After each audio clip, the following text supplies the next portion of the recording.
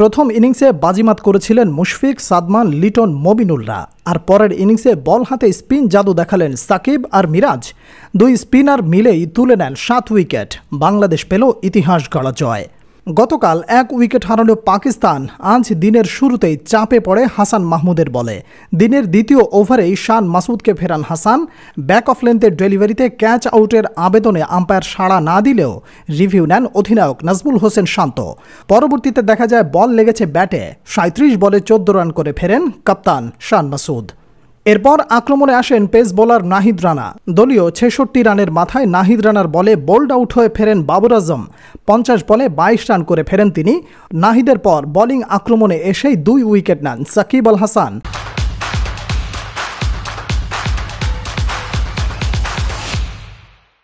আর তার সঙ্গে যোগ দেন আরেক স্পিনার মেহেদী হাসান মিরাজ।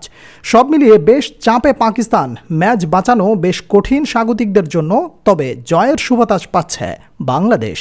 পরের 2 ওভারে সাউদ শাকিলকে 0 রানে ও আবদুল্লাহ শফিককে 37 রানে সাজঘরে ফিরিয়ে জোড়া আঘাত করেন সাকিব আল হাসান। অন্যদিকে মিরাজের স্পিন ঘূর্ণিতে শিকার হন আগা সালমান।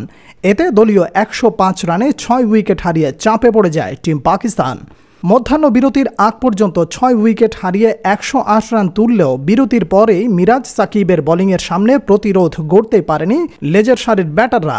রেজওয়ান শেষ দিকে চেষ্টা করলেও তাকে সঙ্গ দিতে পারেনি শেষের ব্যাটাররা, যার ফলে 146 রানে থামতে হয় স্বাগতিকদের। দলটির হয়ে সর্বোচ্চ 51 রান করেন মোহাম্মদ রিজওয়ান। বাংলাদেশের হয়ে মিরাজ 4টি ও সাকিব নেন 3টি উইকেট।